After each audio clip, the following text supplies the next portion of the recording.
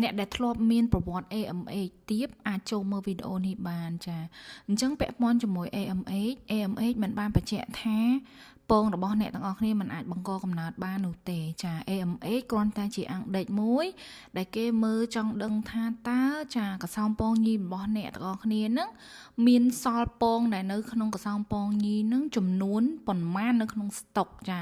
អញ្ចឹងអ្នកដែលមាន AMH ជាក់ស្ដែងអ្នកជំងឺរបស់អ្នកគ្រូជួបកន្លងមកដែលមាន AMH ចា0.10 0.5 អីហ្នឹងហើយអ្នកជំងឺដែលខ្ញុំលើកមកនេះគឺជាអ្នកមាន AMH 0.10 0.5 អញ្ចឹងមិនមែនជាលើកទី1ឬក៏លើកទី2ទេខ្ញុំជួបច្រើនហើយអ្នកដែលមាន AMH ទាបមែនតែនទៅគាត់មាន quality H ល្អទេគ្រាន់តែចំនួនមិនសូវច្រើនដូចគេប៉ុន្តែ quality H របស់គាត់មួយល្អពងគាត់មួយដែលមានហ្នឹងគឺអាចរីករូតលាស់បានធម្មតាអាចមាន ovulation ធម្មតាដូចមនុស្សស្រីដទៃគាត់ថា AMH ជាអង្គដេក marker មួយបើសិនជាអ្នកទាំងអស់គ្នាចង់ធ្វើ IVF គ្រូពេទ្យនឹងមើល AMH ព្រោះគេចង់ដឹងថាតើគេអាចប្រើប្រាស់ថ្នាំដើម្បីភ្ញូចឲ្យពងញីទាំងអស់គ្នាលូតលាស់នឹងបានចំនួនពងញីដែលអាចបូមមកធ្វើ IVF នឹងបានច្រើនឬក៏អត់អញ្ចឹងណាអញ្ចឹងបើសិនជាអ្នកទាំងអស់គ្នាចាមានប្រវត្តិ AMH ទាបសូមឈប់គិតថា AMH ទាបដោយសារតែ AMH ទាបទើបមិនអាចមានកូនបានមែនទេណាព្រោះជាក់ស្ដែងអ្នកជំងឺរបស់ខ្ញុំដែលខ្ញុំមើលកន្លងមកទោះបី AMH ទាបក៏ដោយក៏ quality H របស់គាត់អាចមាន ovulation ធម្មតាដែរករណីហ្នឹងបើសិនជាគាត់អត់មានកូនគឺមានមូលហេតុផ្សេងមិនមែនពឹងផ្អែកទៅលើតែ AMH ឬក៏ចោតប្រកាន់ទៅលើ AMH តែមួយទេចាអញ្ចឹងសម្រាប់អ្នកគ្រូបើទោះបីជាអ្នកទាំងអស់គ្នាមើល AMH ឃើញ AMH ទាបក៏ដោយតែបើខ្ញុំធ្វើ echo ទៅឃើញមាន follicle របស់អ្នកទាំងអស់គ្នាល្អលូតលាស់ធម្មតា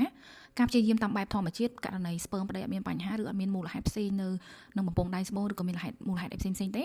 ការព្យាបាលបែបធម្មជាតិគឺនៅតែលើទឹកចិត្តដដែលគឺនៅតែមានសង្ឃឹមដដែលចាដូចតែគេដូចតែឯងដែរនេះមើលនេះមួយចាហៀងមាន3គ្រាប់ចាហើយមួយគ្រាប់ធំរបស់គេនេះហ្នឹង AMH 0.05 ផងហ្នឹងចាអញ្ចឹង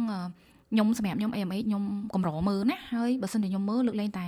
ខ្ញុំឃើញថាដៃស្បូនរបស់គាត់អត់មាន follicle មួយដែលរីកលូតលាស់ហើយឬមួយក៏ទីបំផុតមើលនឹងគាត់តែចង់ដឹងថាមានអត់ទេតែយ៉ាងណាក៏ត្រូវតែណាត់ម្ដងទៀតមកមើលនៅពេលដែលថ្ងៃ ovulation ថ្ងៃទី13 14ហ្នឹងមានពងណារីកអត់អញ្ចឹងបើសិនជាមានពងរីកដោយករណីគាត់នេះគាត់អាចប្រកកណ្ដាលដោយមនុស្សស្រីធម្មតាតាមានតែភ័យអីចាហើយករណីគាត់នេះខ្ញុំបានតាមដានរហូតដល់ថ្ងៃទី14នៃរដូវចូលថ្ងៃទី15នៃរដូវអញ្ចឹងថ្ងៃទី14ទៅដល់ថ្ងៃទី15នៃរដូវឃើញថាគាត់មាន ovulation ចាអញ្ចឹងពងនឹងបែកចាពងនឹងបែកតាបែកថ្ងៃទី14ចូលថ្ងៃទី15នឹងករណីអ្នកជំងឺដែលមាន ovulation ល្អធម្មតាអញ្ចឹងគាត់មានលទ្ធភាពបង្កកណ្ដាលទេអញ្ចឹងឈប់បារម្ភទៀតទៅហើយអ្នកខ្លះគាត់អត់មានកូនទេគាត់ទៅសំណុំពរគ្រូពេទ្យធ្វើ AMH ហ្មងចាគ្រូអ្នកជំងឺសម័យលើគាត់ហៀងជឿនលឿនដែរអញ្ចឹងគាត់យល់ថាបើសិនជាគាត់អត់មានកូនគាត់ចង់ដឹងថាគាត់មានមេជីវិតញីអត់គាត់ទៅមើល AMH ដូច្នេះហើយសម្រាប់គ្រូពេទ្យ AMH មិនមែនជា marker មួយសម្រាប់មើលថាតើអ្នកឯងអាចមានលទ្ធភាពបង្កកណ្ដាលឬមិនបង្កកណ្ដាលបានទេអញ្ចឹងទោះបីជាមាន AMH ទាបក៏ឈប់បារម្ភទៀតទៅសំខាន់ឲ្យតែពងដែលមានហ្នឹងគឺមានចាមានអត្ថភាពលូតលាស់បានល្អហើយមាន ovulation ដូចគេដូចឯងចាអញ្ចឹងនេះម្ល៉េះហ្នឹងបែកបាត់ដែរនេះចាជំងឺហ្នឹងបែកបាត់ដែរនេះចាអញ្ចឹង ovulation គាត់មានហើយអាពងមួយដែលគាត់លូតលាស់ផ្សេងទៀតហ្នឹងវាមិនទាន់ចាស្រួមទំហំទៅវិញទេវានៅសល់ឡើយប៉ុន្តែអាធំជាងគេហ្នឹងវាបែកបាត់ហើយចាអញ្ចឹងទី14ទី5ដល់រដូវនេះគ្រាន់តែជាមួយនៃឧទាហរណ៍អ្នកដែលមាន AMH low ទេតែខ្ញុំចង់បង្ហាញអ្នកទាំងអស់គ្នាថាឈប់បារម្ភរឿងបញ្ហា AMH low ហើយអត់អាចបង្កកណ្ដាលធម្មជាតិបានទៀតចា